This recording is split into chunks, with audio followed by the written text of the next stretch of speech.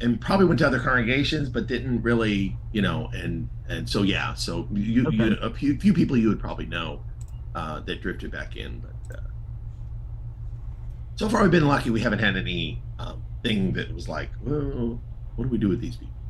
Yeah. I mean, like if you came back, that would be the issue. Yeah.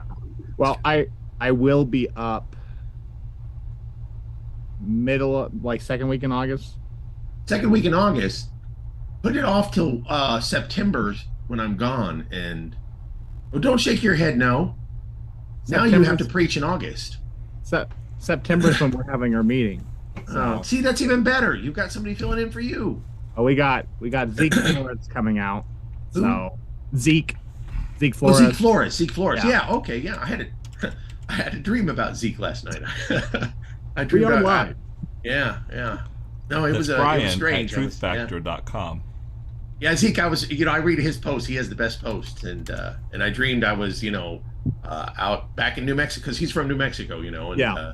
so I dreamed I was back in New Mexico, and he was there, and like, you're back here too? What are you doing here? Yeah, and then we're moving up our spring meeting to winter in February to have David Halbrick down. Oh, nice. So Nice. it Give him helps a break when from winter. yeah, it helps when at one time most of my elders had served in the Air Force in Fairbanks, so they know how Oh. awful it is in the winter. Sure. So we're like, we want you in February, and we want you to bring your wife and kids, and we'll pay for everything because it's just you great. need a break. I appreciate you guys doing that. That's really great. Well, it's like the guys always ask, like, do you want us to preach a theme or anything? And the last couple of years, we're just having the men we support out for meetings, and it's been like, bring your best lessons, and this is really our chance to give you extra support and for the members to get to meet you. So, Yeah. And if your lessons aren't very good, no, I get that. By the way, John, why'd you get rid of your sideburns?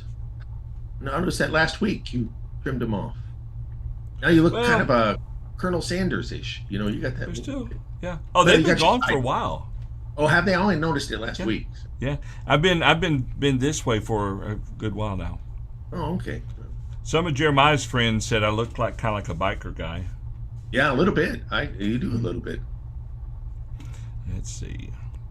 All you need is a couple more prison tattoos, and I have no tattoos. By a couple more. What is today's date? 29th. That's right. Okay. I save comments like this till we're live. Then I like that. Yeah, I don't like tattoos. I mean, I don't hold the. Okay, again, that's Brian at truthfactor.com. and we're live, so Yeah, let me turn to Leviticus. Yeah, that's right. That's right. I don't have a scriptural issue with tattoos. No. Now wisdom, okay. Now I can understand maybe one or two, Yeah. but you if you're going to do your whole body up or most of your arm, whatever, you're going to when you're 80 years old, and how. Yeah, I know they can removal, but the one time I thought it was a smart idea was my high school chemistry teacher had his wedding band tattooed on, and that's only because he can't wear rings in the work he does. And my dad, with construction, you wear a metal ring, that's going to rip your finger off. So he has one of those rubber ones that won't hurt the hand, but like that's the only time where I'm like, okay, that kind of makes sense. It's supposed to be permanent anyway, your wedding vows. So Yeah, sure. Yeah. well, and Yeah, leave a special space so if your first wife dies, you can put the second wife's name in it or marry someone with the same name. That's right. Yeah. Just work it out that way. Be smart about it. No, I would agree that it's not so much a scriptural as much as a maybe stewardship. I just can't imagine spending the money that people spend on that. And then, it's funny because you see people that are, hey, I don't have enough money for food, but I got 30 tattoos. Wait a second. There's a disconnect there. yeah. There's an addictive quality to some. Yeah, there is. There really is. There's a lot of facets. That used to be that it definitely was a societal. People will look down upon you, depending on who you hung out with. Today, society, I don't think, is as much against it as it used to be. It's kind of like long hair and everything. You used to be a hippie if you had long hair. Nowadays, it's, you're just trying to go for a man bun or something. Brendan. Yeah. I had hair down to here when I was baptized. There you go. And here's a that funny baptism cut it off there, washed it away, didn't it? Washed away your sins. well, here's the funny debate or theological question. Yeah. My hair kind of worked like an otter's coat back then, so the top coat was wet, but the undercoat wasn't. I understand. So was I fully submerged? The Lord knows which hair on your And head that's did Brendan. not get wet. That's right. Brendan So at some of those truthfactor.com. hairs won't be going to heaven. I'll be part of the bald man's club in the resurrection. Amen. So. Amen, brother. Only a few of us have the kind of head that there's no hair to interfere with our prayers. Yeah, I think. Go ahead, John. Let's go ahead. I said we haven't started our study yet. For those who have joined us, we're still bantering around stuff. We're just causing mischief. That's right. Yeah. Yeah. Stirring the pot, so to speak. We'd like our viewers to be agitated before they start listening. You know, I think we should start a parody Brotherhood magazine. And we'll call it kind of a Babylon B-ish. And we'll just call it Stirring the Pot. That's Stirring what the pot. Yeah. Editor-in-Chief Ahab. I like that. I definitely think you should do that. No. Well, some brethren would take it too seriously and not see the humor of it. But this is one thing that I did learn. All right, and this now goes back to kind of the idea of what we're talking about here in a minute about when religious leaders fail. Sometimes if you're raised in the church, you're basically given a list of the things that are right and wrong.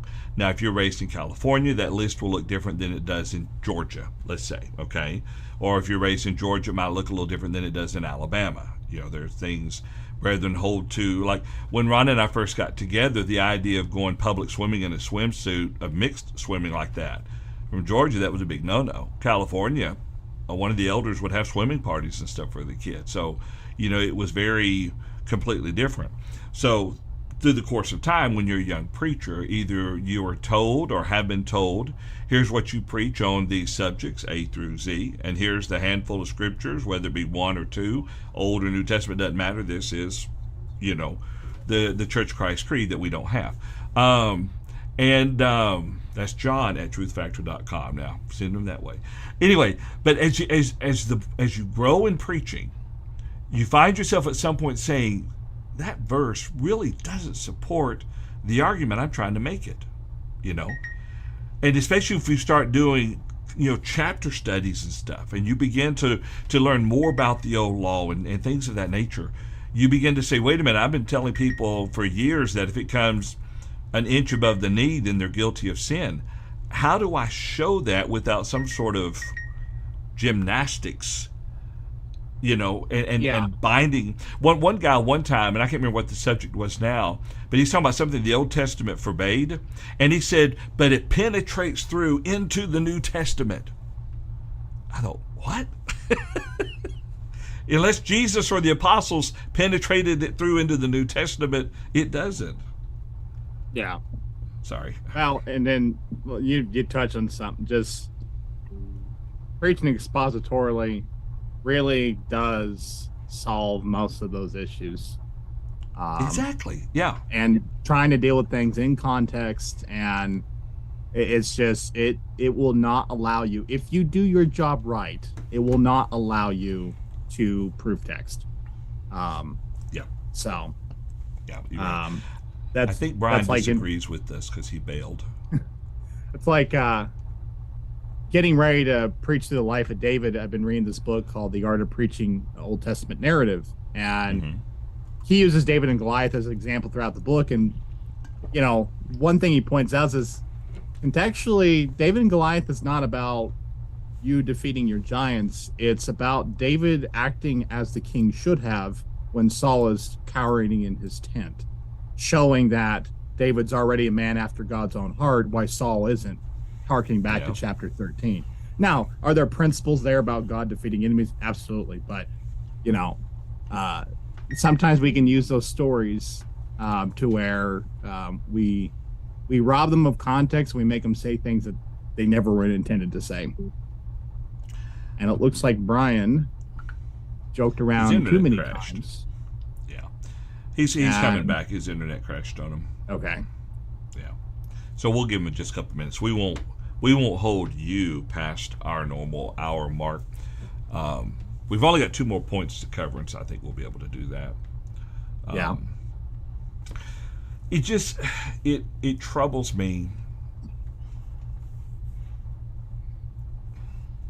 Conversation I had one time. Let me shift the direction on this, and I don't want to take away from the points. I won't use the example, but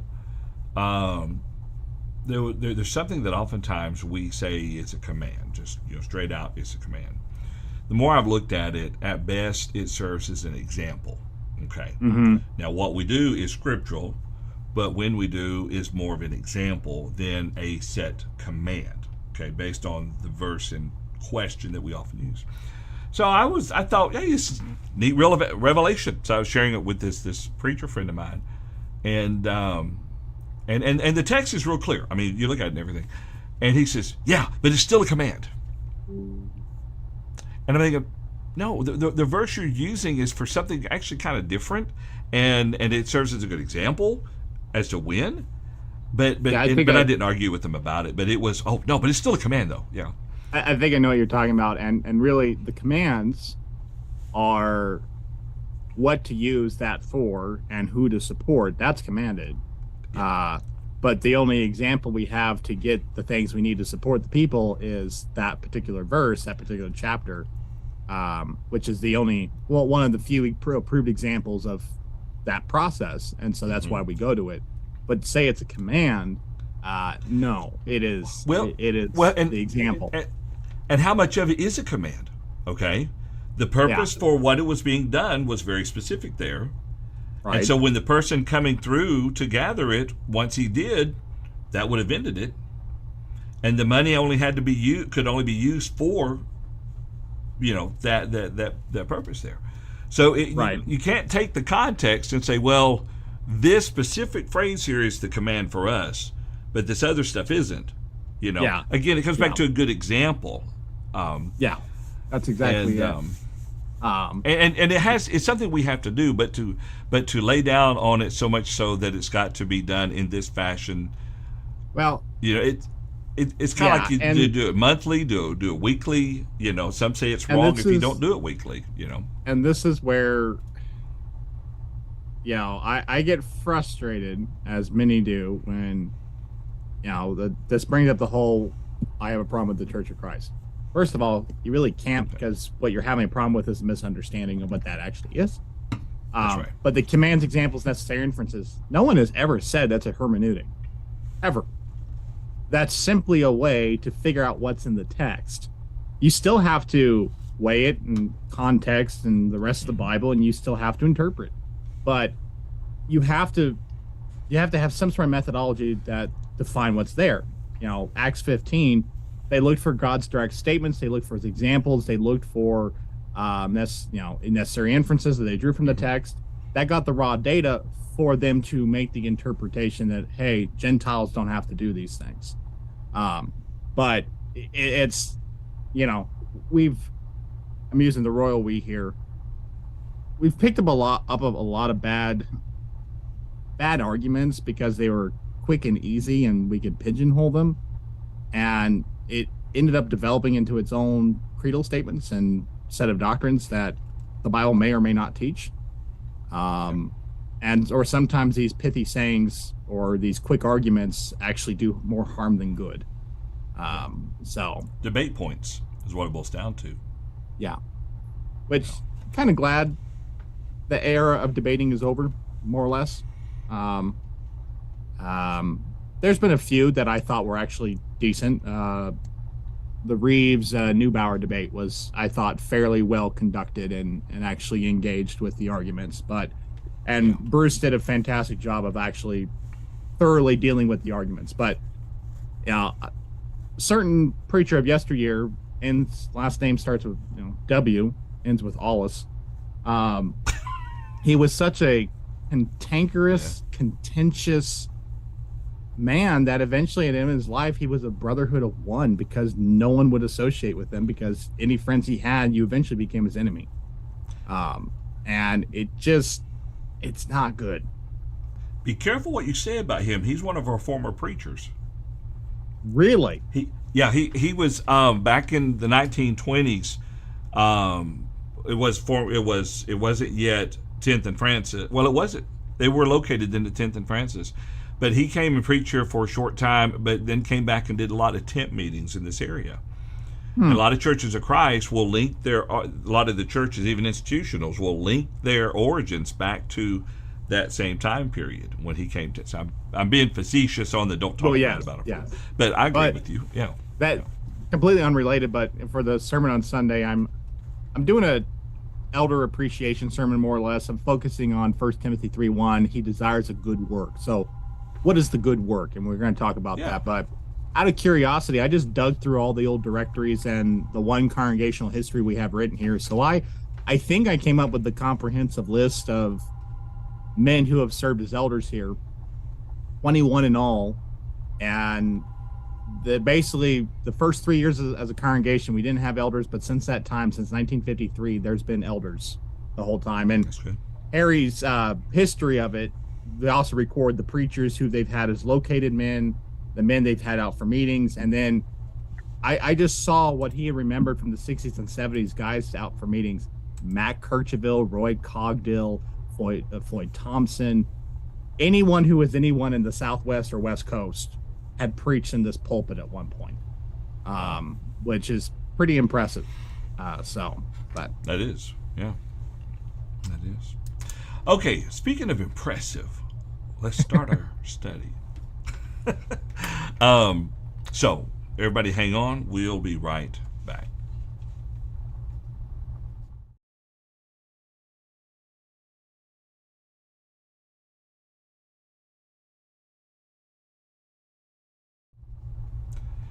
Greetings. Welcome back to another Truth Factor discussion. It's time we come together on Thursday to factor the truth of God's Word into our lives first, and then hopefully into your life as well.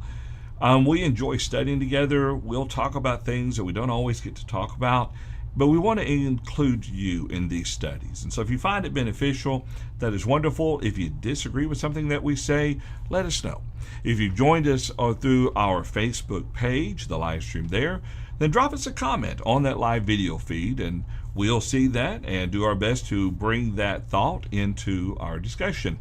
Our YouTube channel has the same thing, a little chat area there on that live video feed. So drop it in there and we'll bring it in. You can even email us. You can send all emails to questions@truthfactorlive.com, questions@truthfactorlive.com, or you can email us individually. If Brian says something you think is incredibly smart or not, you can send it to him, Brian@truthfactor.com. Brendan, Paul, all the others are just the same as well, truthfactor.com. All right, so let's see. With all that being said and done, what we're going to do today is we're going to continue with the subject that we started last week, and that is 5 ways religious leaders fail. 5 ways religious leaders fail. And what we talked about last week in the first 3 areas there, we talked about being arrogant and self-righteous. Oftentimes will bring preachers down. Many times a preacher or a religious leader will hold to a point, not because they honestly see that it's true, but because of pride, because of they're afraid of the way they will look to other people. They don't want to be rejected. They don't want to be named in the pulpit. You know, some preachers will name names in the pulpit. And they're too arrogant to let go of that, and too self-righteous. The second thing we talked about, lacking love and respect for the brethren. That's a big one. Many religious leaders have failed their responsibility because they didn't love the Lord. They didn't love and respect the brethren. The third we talked about last week was concern with popularity. That overlaps a little bit what I mentioned there with the first one there. But many religious leaders have been more concerned with popularity, and therefore the truth is then sacrificed. Even the congregation and the well-being of the people, spiritual well-beings, are sacrificed as well. All righty, Brian, Brendan, any thoughts or comments about those previous three before we begin with the next one? Nope. Okay. All right, so let's see. Let me get where I need to be for this one. And let me bring up our next section title. Sorry about that. I thought I had this one ready. Right here. Okay, so in the next area we're going to be, well, I'll tell you what, Brian, if you would, let me go ahead and have you to introduce the next section here. And that would be fail number 4, correct, John? Fail number 4, that is correct. Yeah. So fail number 4 speaks to something that probably most people have seen elders, deacons, preachers stumble over. And it's behaving in a worldly way. Particularly, maybe you knew a preacher that had to step down because he had an affair or had some sexual misconduct, or an elder who stepped down because he had been caught up in covetousness or worldliness in some fashion. Somebody who let their job take over their life and lost all spiritual distinction. There's a lot of ways that the world comes in, and we talk about the lust of the flesh, the lust of the eyes, the pride of life. And really, we've talked about the pride of life in some of the things we've talked about. But to be fair, we're probably speaking in a great deal about the lust of the flesh in this circumstance. It's a great danger that a lot of people experience. And I might suggest that it's a danger that the Apostle Paul warned Timothy explicitly about in 2 Timothy chapter 2, whenever he was giving him what I sometimes like to think of as the qualifications of an evangelist. He says that he is to flee youthful lusts in 2 Timothy chapter 2 and verse 22. And that point perhaps helps us to understand that this is a danger that oftentimes spiritual leaders fall into, is that when they are preaching the things that they need to be preaching about these things, they fail to guard themselves against these dangers. And because of that, they then lose sight or lose control of themselves. And it's such a terrible thing to think about, the great damage that's done. And as I said, we see it in a variety of ways. We see men that become covetous and want more and more, and pretty soon the pursuit of those things is drawing them away from spiritual choices. Whether it's their work that they're pursuing these things, whether it's their other things that love of money. No doubt that's why the Apostle Paul gives Timothy such a large exposition on it in 1 Timothy chapter 6, when he says you've got to be careful and warn those who have wealth about the pursuit of wealth and the dangers it presents. And he goes on to say that the love of money is the root of all kinds of evil. And many people have fallen away, have lost their way because of that. That love of money is such a dangerous thing that people get into. We also have to acknowledge that church leaders are not immune to the dangers of addiction or things like that, whether it's alcohol, or even today, drugs. You've probably all know people who serve as leaders in the church, and they struggled with addictions. Of course, they usually kept it secret, but they struggled with intoxicating things, and ultimately those things. And certainly keeping it a secret is dangerous.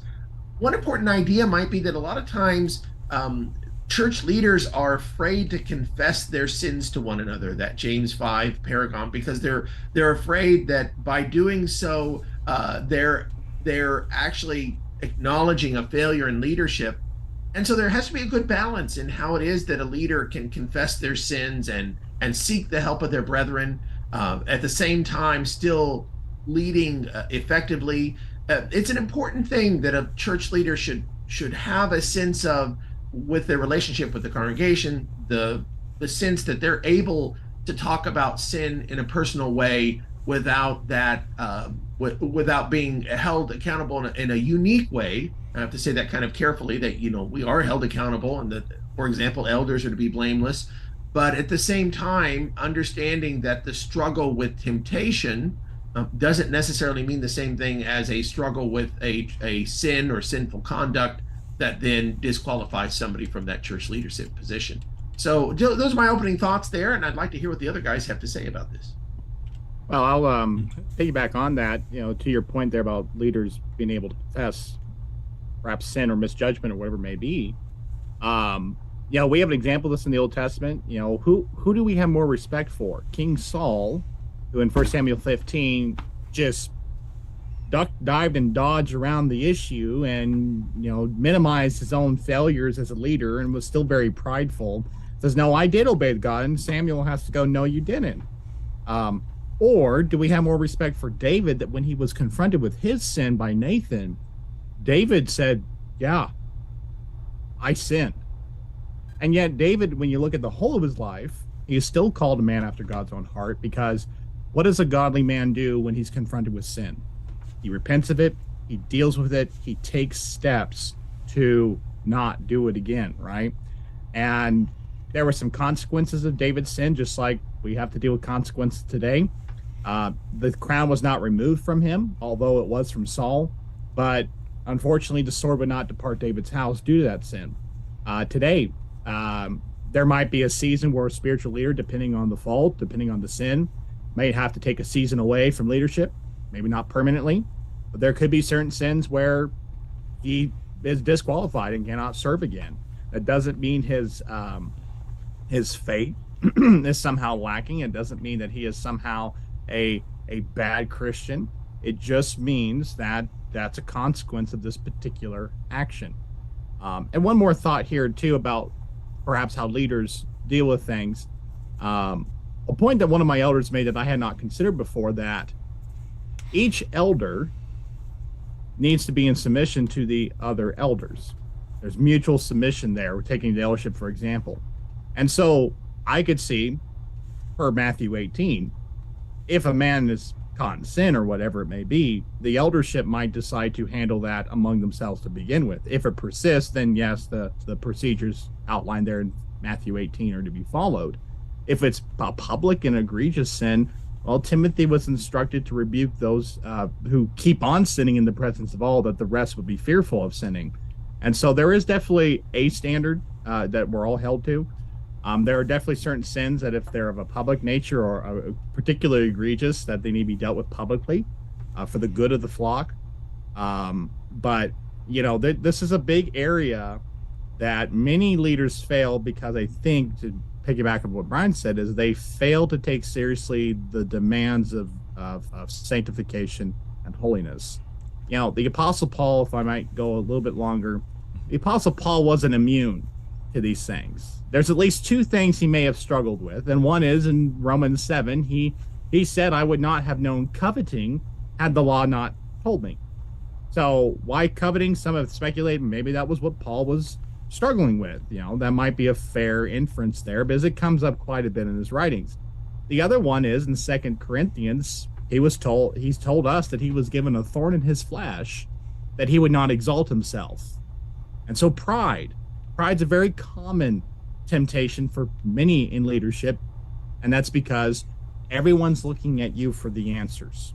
Everyone's looking at you for the decision process. And it doesn't mean we have to always give an answer if we don't have it. Doesn't mean we always have to make the decision if we're not sure what to do. But that can feed pride. And so there's a reason why the Apostle Paul in 1 Corinthians 9, 26 and 27 said, I run in such a way as not without aim. I box in such a way as not hitting the air. I buffet my body and make it my slave, that after I have preached to others, I myself would not be disqualified. And really, that's the antidote, is if we need to take seriously first that we are Christians first, before anything else, before husbands, fathers, preachers, deacons, elders, you're a Christian first. And you need to make sure your own spiritual house is in order before you think about even telling others how to order their spiritual house, to use that metaphor there. So, and it can be very easy to do. So a man who's in leadership needs to have a very keen awareness of self and what his limitations are and what his temptations are, and needs to take steps to guard against that, and not be afraid to say no in order to make sure your own spiritual well-being is being strengthened and preserved, because you can get to a point where the pressures can get to too much, and Saint loves it when you're pressured and busy, because that's when he comes in and strikes with the temptation there. So those are my thoughts. I think it's a good point. You know, the Lord chose the apostles to preach, and we make an assumption about Timothy when Paul talked to Timothy and everything, Titus as well. Some maybe, depending on how you want to look at that. It concerns me sometimes when you have these older preachers see a young man appears to have a love for the Word of God, interest in studying, and has a way of delivering the message. And their words are, you need to become a preacher. We need to start training you right now to preach. Okay.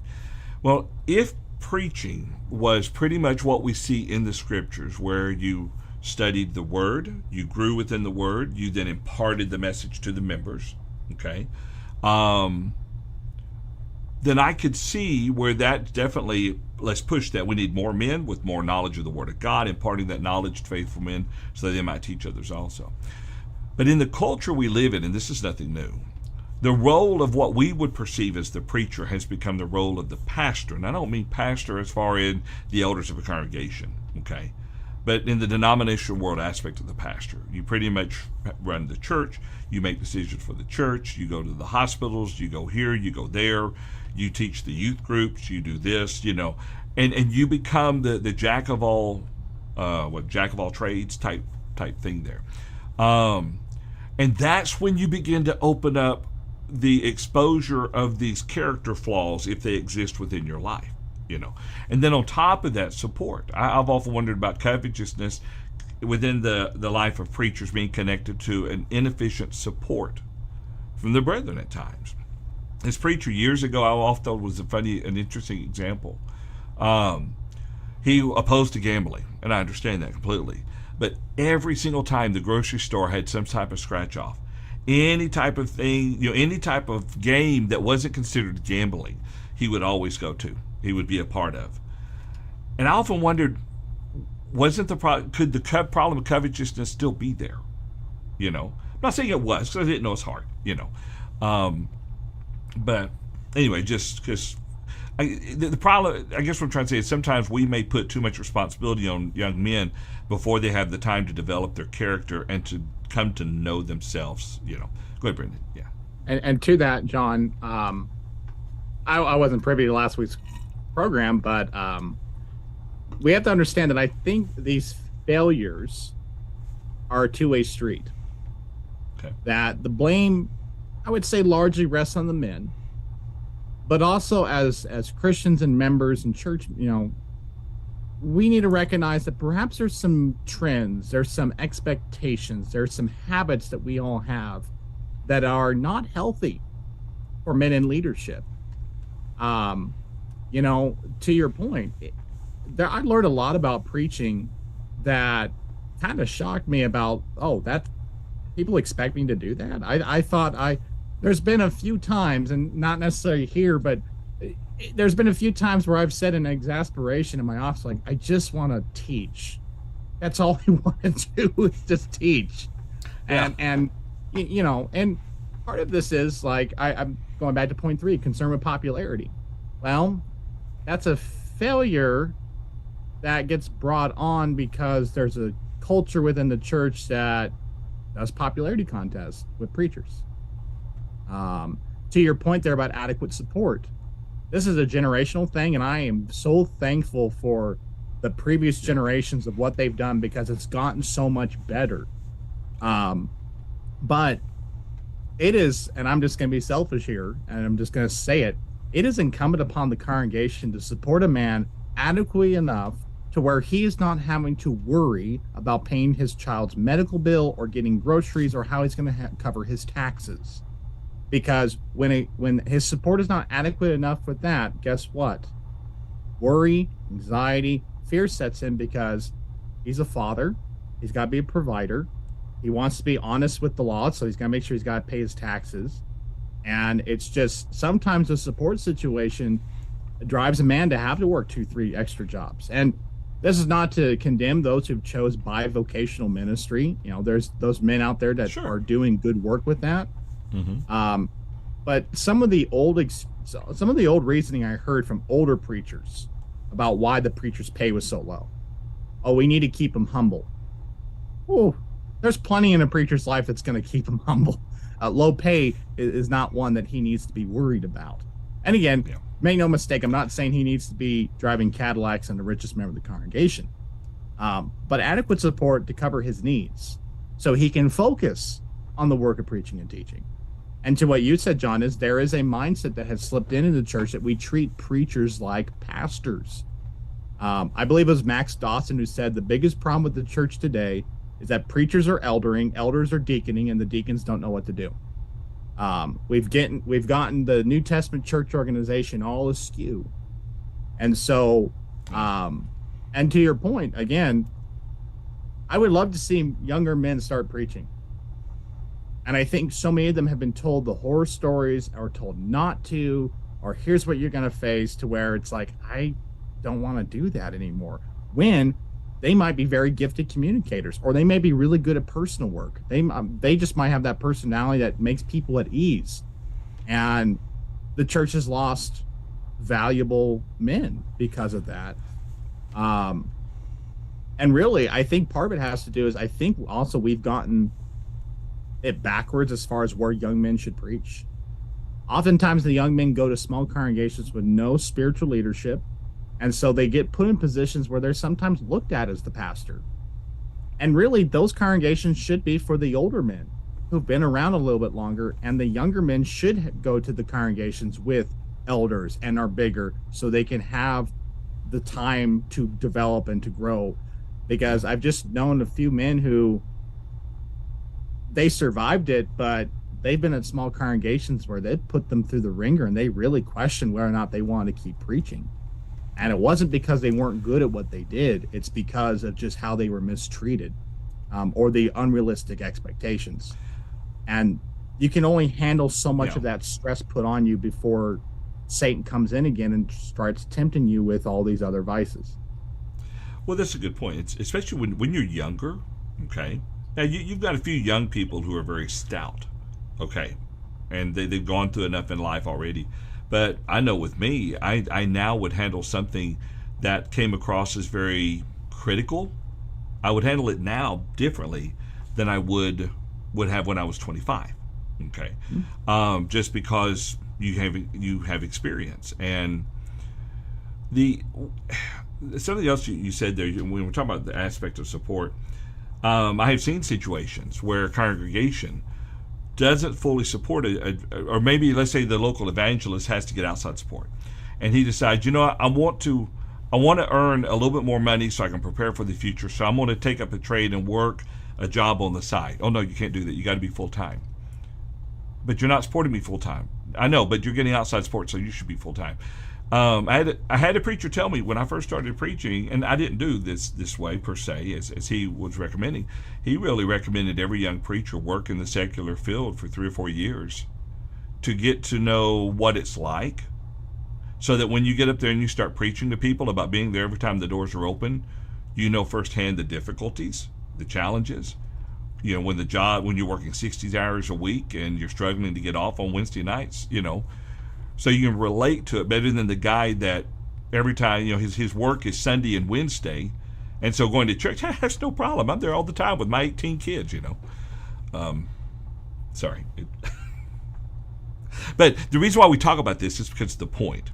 These things, and Brendan already said this, when you throw this onto the shoulders of a man, whether he's single, has a wife, trying to raise children, a lot of these unnecessary challenges can create issues, can lead to addiction, can lead to covetousness, can even lead to sexual immorality, depending on what he turns to for the release, what he turns to, as he would say, for the dopamine and stuff like that feel good, or if there is someone in his life who will listen to him complain, and then they begin to feed on that and take it and kind of fall in love. We don't know any preachers that have never done anything like that, do we? I don't know if I asked that question right. That's been a pervasive issue, both within what we would say within the churches of Christ, but even in the denomination world. Think about the Catholic Church. Think about old Jimmy Swaggart from years ago, to name a name. It's sad. And to that point, John, just real quick, is preaching is a lonely profession, and if we may use that terminology. Okay. And it's just because a lot of the reasons we've said. I've had some preachers tell me do not make friends in the congregation, and that came from a place where they were burned by people Wow. they thought they could trust. Or, there's sometimes I'm not married, but I've been told by married preachers that it's a hard decision. Do they share with their wives all the issues that they know what's going on, or do they keep it to themselves? Well, that's your companion and confidant, but you don't want to put her in an unfair position where she knows things that no one else does. And the same goes true with deacons' wives or elders' wives. And so sometimes what's really a big stress in your life, you can't share with your closest companion because you don't want to unfairly burden her.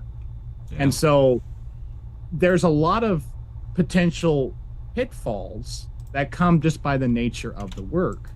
And if I may shamelessly plug this, I have Homer Haley's old preacher training outlines that I've seen in Barry Kirchhoff's book, and a lot of the material I've read on it. We'll make this point tacitly, but I think it really needs to be hit home, is as preachers, you need to put a premium on your physical health. And I'm not saying that as some form of aestheticism or, whatever it is. But as the body goes, so goes the mind. And if you're in failing health or you have a chemical imbalance or your vitamins aren't right, that can cause other issues that might make you more susceptible to temptation. And it's important because that whatever it may be, and to have some sort of outlet outside of church, another subject outside of the Bible that you enjoy doing, and you're doing just for sake of yourself. Because speaking from personal experience, as a single guy, when I go home, there's no wife and kids. So what do? Well, I can read more. I can study more. Well, you can do that to an excess where someday somebody asks, well, what do you like to do for fun? I'm like, what do I like to do for fun? And this goes back to Ecclesiastes in our study there, that there's a time for everything under the sun. Yeah. And, you find those good outlets, you find a couple subjects that aren't Bible related that you enjoy reading or studying on, you will find that it is refreshing, it energizes you, and it'll make you more effective and more robust to defend against temptation, because you're in good health. And we're not getting good health for the sake of health. We're getting good health so that we can be of longer, more effective service to our God. That's the goal. Because we're one of the most stressful professions that there is. I mean, that's just the reality of it. We rank up there with doctors and lawyers, just far as the pressures that get put on. Some of it rightly, a lot of it wrongly, as we've talked about, but it is the reality. So, I had one more thought. I know we need to move on here, Sue John. One more thought that jumps into my mind. It's important that people who are leaders in the church appreciate that leadership isn't the definition of their Christian walk, and that stepping out of that role should be something they should feel fairly comfortable doing. And I say that carefully because I've seen elders that whenever something happened in their life, and let's say either maybe they weren't qualified anymore, or more likely that they just were over, Brendan brought some really great comments there about being overtaxed, that it just became too much. And one thing that occurs to me a lot, that I would have added another point and things you need to watch out if you're a leader is don't neglect your family. But they may be neglecting their family and they have to turn to that. It should be an easy transition. It should be easier than it typically is for a person to step down as being an elder, a deacon, or a preacher. But unfortunately, I've seen men step down as elders and their whole walk of faith falls apart because they defined themselves in that role. Preachers especially have a problem because for us, this is our vocation too. And if I step out of preaching, I'm going to have a difficulty switching vocation around.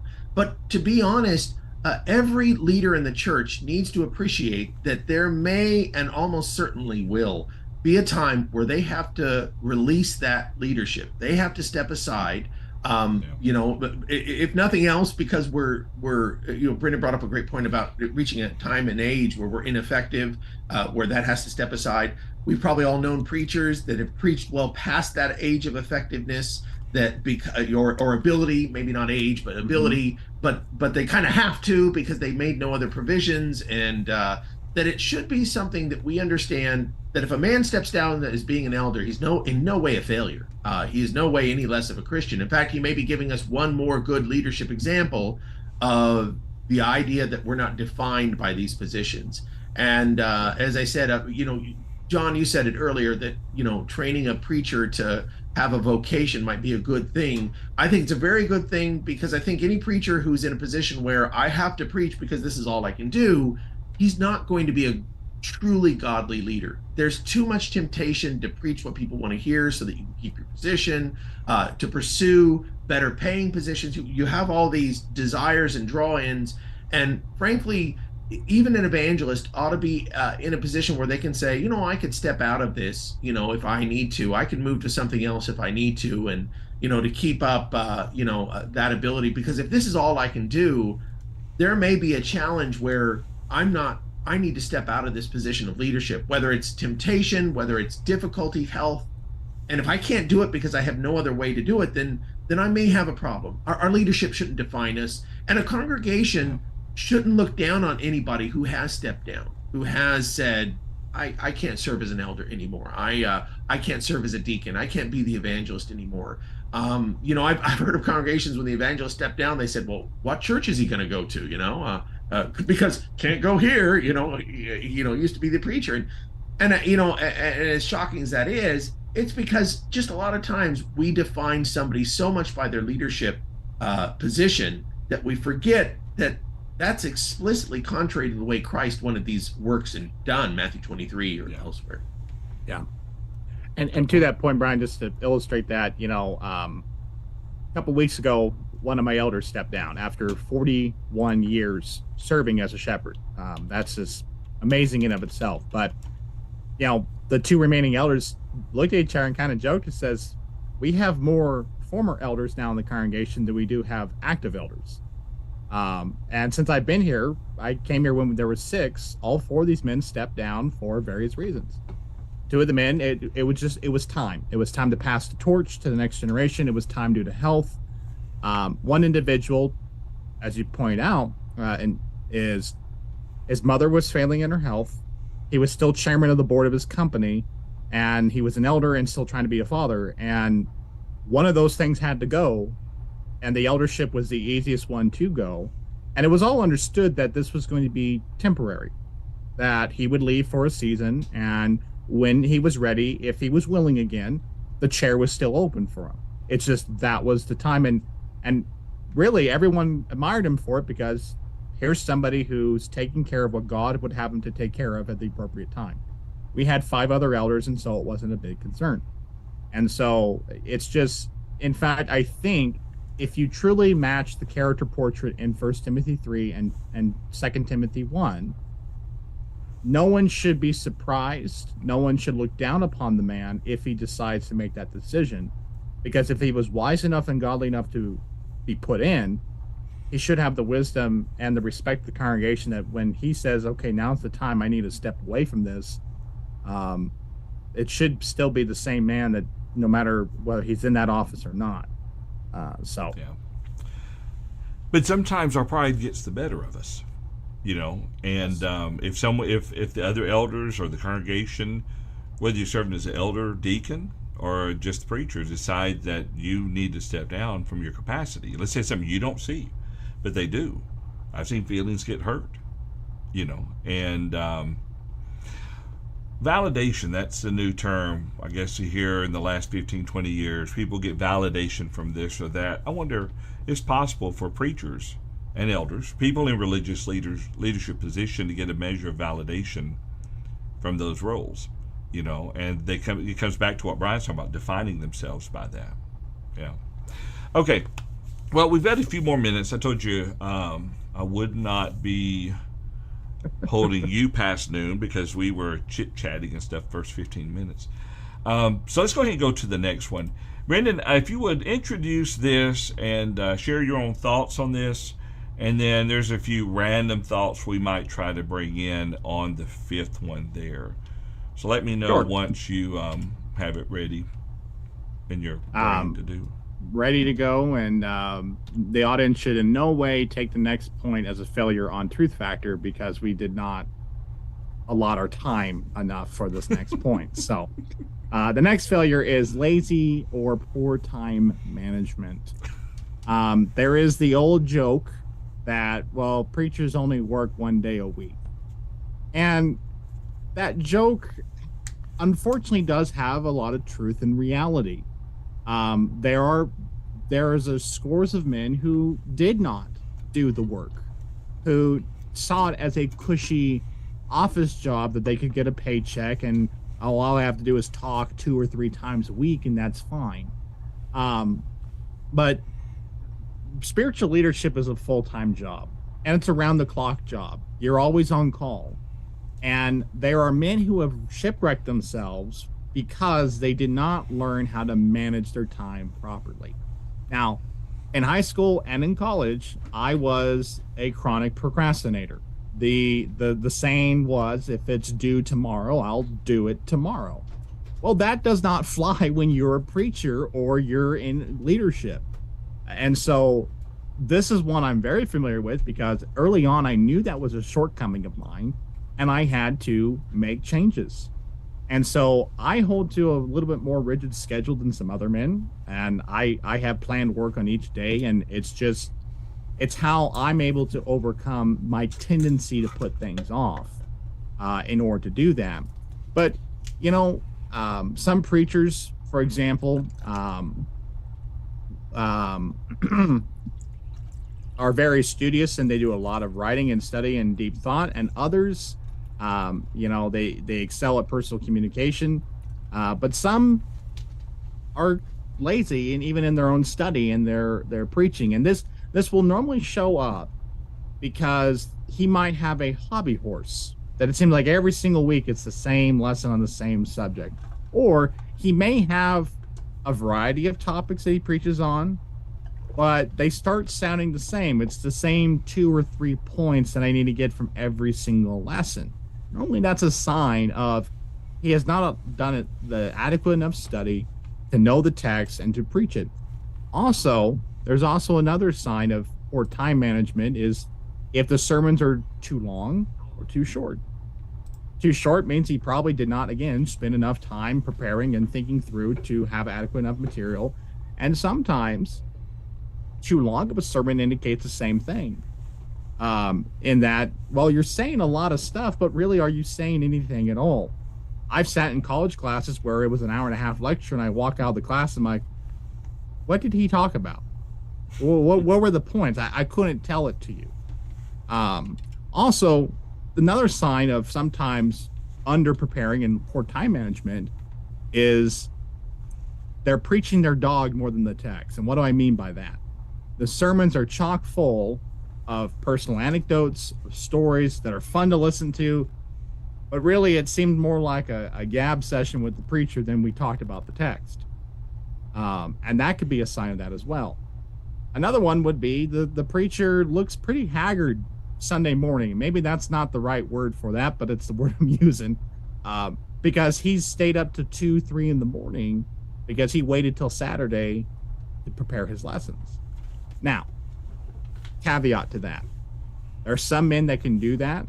Brother Haley, for example, he would lock himself in his office at 8 a.m. on Saturday morning, and he would do all his lessons on Saturday. But he was ready to go, and he was rested and all that kind of stuff. Each man's going to be a little bit different, but the point was maybe he's waiting until the last minute to do all that stuff. And when you think about the work of spiritual leaders, so we've been talking a lot about preachers. In the church, at least 2 sermons a week, 2 classes, that's a lot of prep work. On average, and this is an average, sermons take 8 to 10 hours, depending on who you talk to. Some take less, some take more. So that's 20 hours. You might assume that maybe there's as much preparation for Bible class, maybe a little bit less. So already we're getting up there.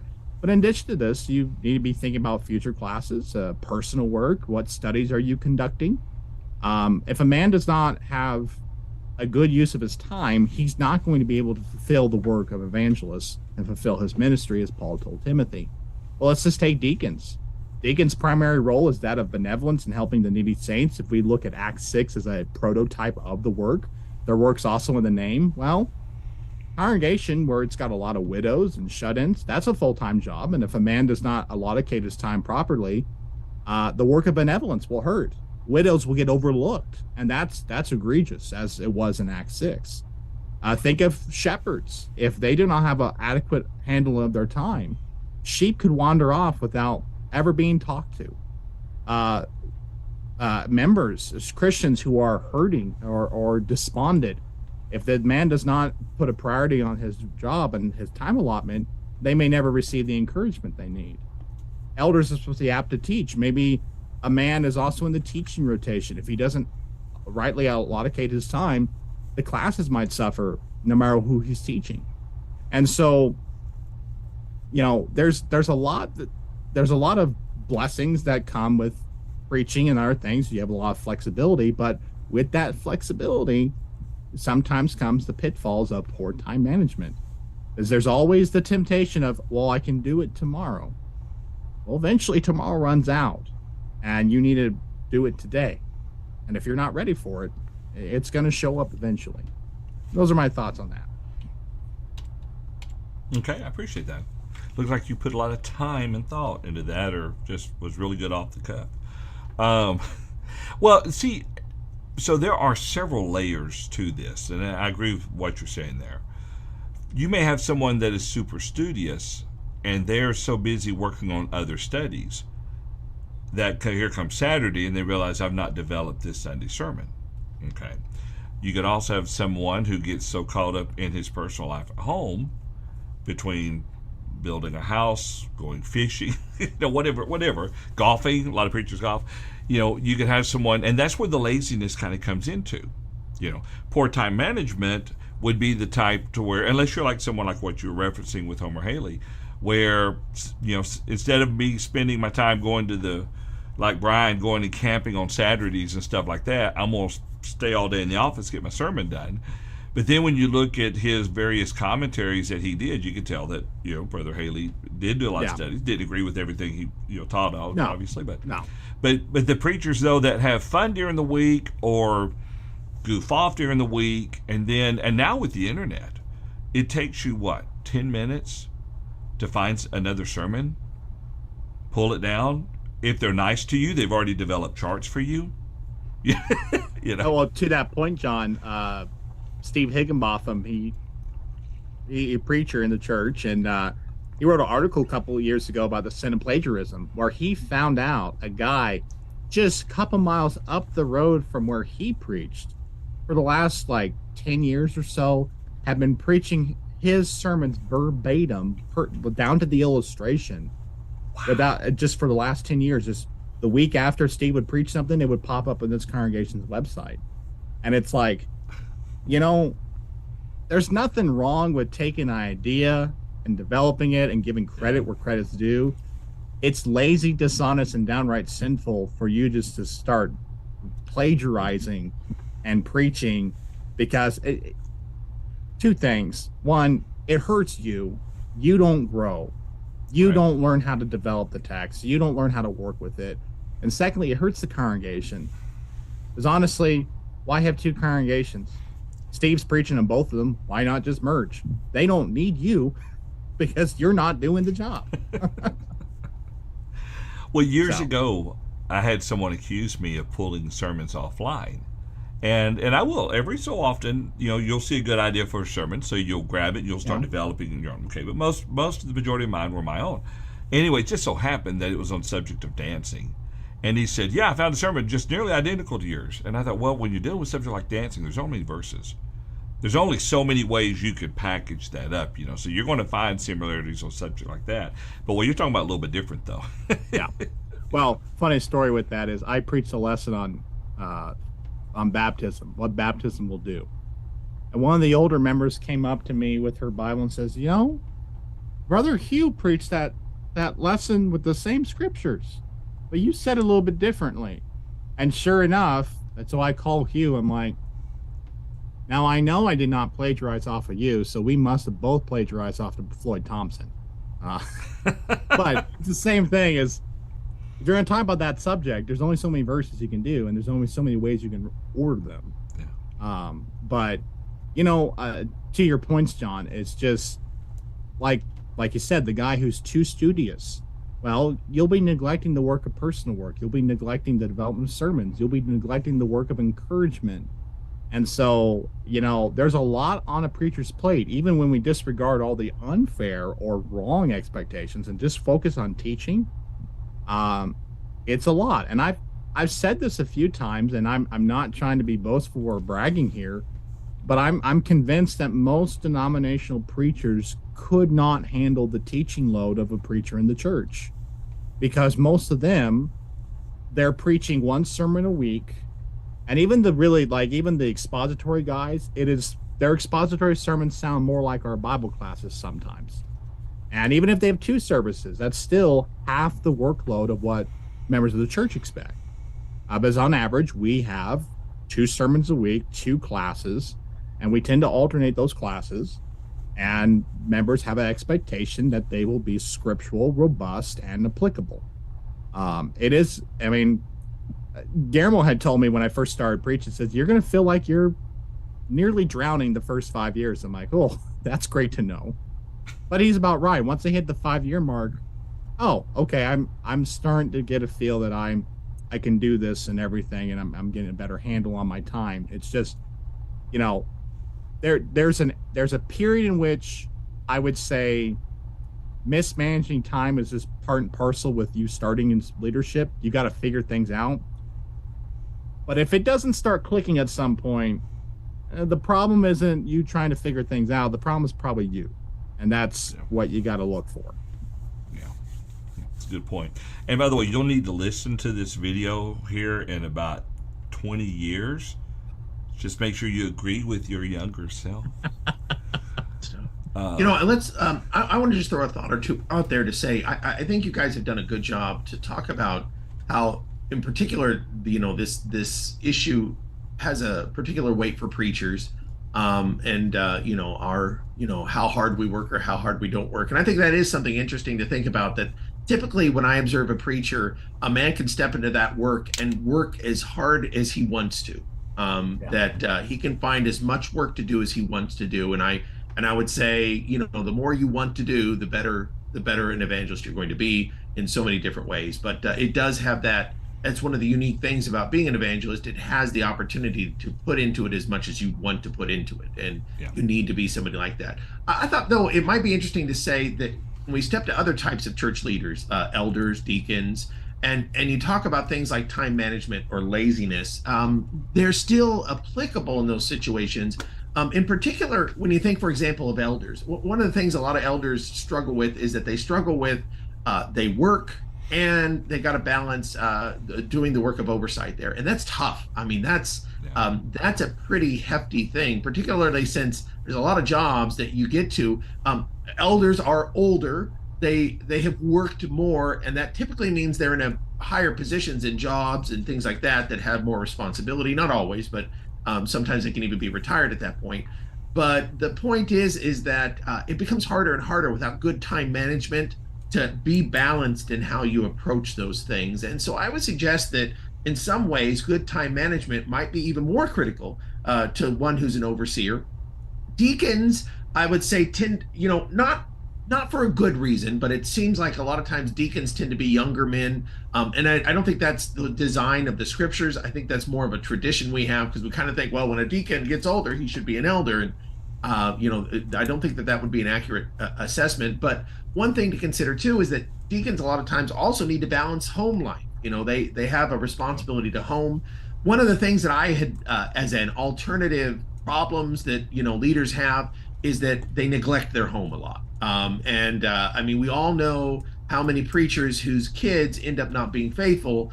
And I think a lot of that tends to be with that they have not, with bad time management, bad balance, they've neglected their home, they've neglected their marriage, they've neglected their children. And that's true of elders, and that's true of deacons, that truly those things are actually first on our list.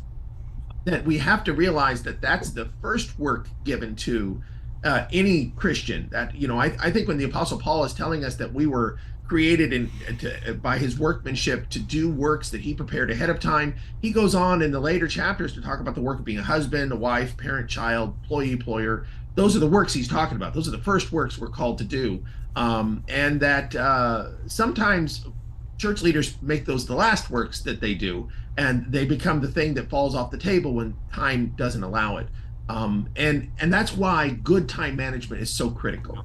That's why elders, deacons, preachers all need to understand that you ought to balance that time in, particularly, as I said, with elders and deacons who often have other jobs in there. It just needs to be understood. Nobody has the right to expect, a full 100% of your time commitment. And especially you, though, especially to that leader, you've got to not neglect your family, your home, and it needs to be understood that these roles are given. God doesn't have the expectation that when you become an elder, that's all that matters. That would be contrary to the Word of God. Well, and to that point, Brian, I've gotten this advice from several different older preachers, and it's all been distilled from Brother Haley. He had always said to anyone who would listen, never get so busy saving the world that you lose your family, because not a single one of his kids, to my knowledge, remained faithful. And that was the biggest hurt and lament he had in his later years, was he was out there so busy preaching and debating and writing that he did neglect his family. And so I think a big antidote to a lot of these issues is spiritual leaders need to learn a two-letter word that spells no. You know where your priorities are at. Be there for the kids' little league. Be there for the graduation. Have the weekly date night. Take care of your own health, because when we order ourselves the way God would have us to do, and we prioritize the priorities that God has set before us, we are blessed. And that's not prosperity gospel. That's just how God has designed it. When you take care of yourself, the home, the work will take care of itself. Because so many times men have neglected the home or the wife or the children because, I'm needed at such and such, or the AC needs fixing at the building, or whatever it may be. AC can wait. If you can't go, well, that's why there's a plurality of elders. See if somebody else can go. And if it's really necessary, don't get me wrong, if somebody's at their deathbed, but we can so easily convince ourselves that these things are necessary when really being with God is necessary, and being the fathers and husbands we're meant to be is necessary. So, your child's band concert shouldn't be skipped because a brother has a crisis of something for a moment and wants you to come and spend about 2 hours with them, and there's a time and place, and you're right, and there are things that clearly are important enough that you will from time to time. But if it's a regular habit, Daddy didn't make it again because he's doing stuff for the church, how does that pan out? And I just read the Saturday in John's gospel where Jesus takes the little one and he says, anyone who causes one of these little ones who believe in me to stumble, it would have been better for him to have a millstone hung around his neck and cast into the sea. How many times has the faith of somebody been derailed before it can even take root because, the church effectively took my dad away? He was more busy with them, and so there's already this bitterness or this antagonism that sets in because God-given roles were neglected. Right. And the thing is, it may be legitimate. Some of those cases may be legitimate, but if the father doesn't exercise control over it, the kid's not going to see it with the same true clarity that's there. They're just going to know that, like anything else, Dad's not home again. This whole Cats in the Cradle song from years ago. Yep. So, we did have one comment a while ago, and I missed it. It only came in 10 minutes ago on my feed. Gregor says Paul made tents if needed. That's right. That's exactly right. Well, there's not in any way trying to discourage anyone from preaching, but anytime you put to a role of what we would call religious leadership, there's a reason why Paul or James says, let not many be teachers, And he may have had something very specific in mind with that, but there's so many things that can come into play. Religious leaders end up failing on so many different levels. And someone says, what's the evidence of it? Look at the denominational landscape.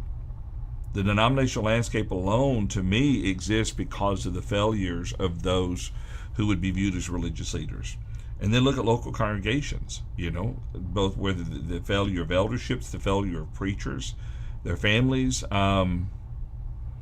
And so if you follow the Lord and follow his instructions and pursue what he would have us to pursue, what's most important, tend to these things, you've already well covered it, then the religious leaders will do their job. And if they do mess up, if they stumble, they fall, then they step out for a season, maybe. Sometimes congregations are very forgiving and will say, you owned up to it, you're working to change, we love you, we forgive you, we're going to work with you. But it's kind of like the wife. She takes her husband back the first time after he has an affair. She tries to work through it. But after about the fifth time, she says, that's it, you're gone. Can't trust you anymore, and at some point maybe that has to happen.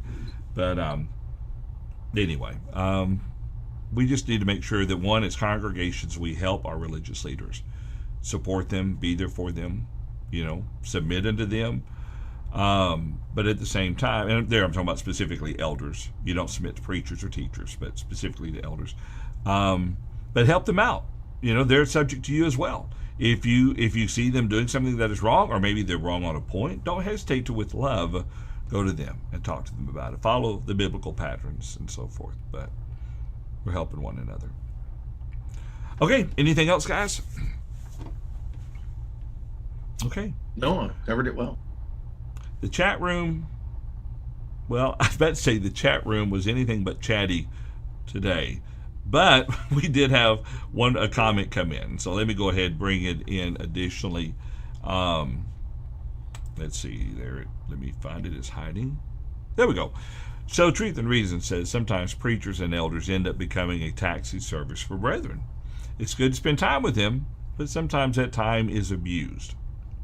Now that's a very interesting point, because there could be situations, I'll say it like that, where you end up enabling a situation because you're always there to bail them out. You're always there to help them do whatever it is that they never learned to do for themselves. But I'm not saying that's all the time, But the comment there is right about that. We're there to help, but not to become servants in that level of capacity. There's a reason one said something in another discussion I had with him once, where he said, brethren just expect us preachers to be schmoozing all the time, and we don't get a chance to do the rest of our work. There's a little bit of truth to that. Yeah. Okay, well, a lot more we could say, but I think we've probably gone long enough with this. So 2 weeks, we're going to be off our studies for 2 weeks. So let me double check the date on that. I think we are slated to begin our study through Galatians. We haven't done the epistles yet, or at least Galatians. So we're going to get into that study, and that should be on July. No, wait a minute. Hang on a second. Yeah, July 20th is when we'll start our next study there. So we're going to go through Galatians. We have a few more topical studies in our list, but we may shift some of those till after the Galatians study and then bring them in. Some of the future topical studies, we're going to talk about the Ten Commandments, kind of a question, what about them? We may look at dangers facing our children today. There may be something else that we can definitely look at. But we'll do us a favor. If you have an idea for a study, whether it be problems that are faced in this area, that area, or just a topical idea, share them with us. We'd love to hear from you. You can send those, as we've said before, to questions@truthfactorlive.com. We'd love to hear from you. Share with us your thoughts and ideas for future topical studies, and even book studies. Like I said, we're about to go through Galatians. We've already gone through some books of the Bible. You can find those in our playlist on YouTube. If you go to truthfactor.com, you'll look at archives up at the top, and it'll list all of our previous studies. But we'd like to hear from you. What would you like to join? What would you like for us to study that you would like to join in and be a part of? So, how about that? All right. Well, listen, I'd like to thank everyone for joining us today, and y'all have a good 2 weeks, and we'll be back here again as we continue factoring the truth of God's Word into our lives, and we'll do that by looking at the epistle to the congregations throughout Galatia. All right. All right, so we'll see everyone here back here again, July 20th, 11 o'clock a.m. Central Daylight Time. Y'all have a good, well, I was going to say good week, good weeks ahead. Bye-bye.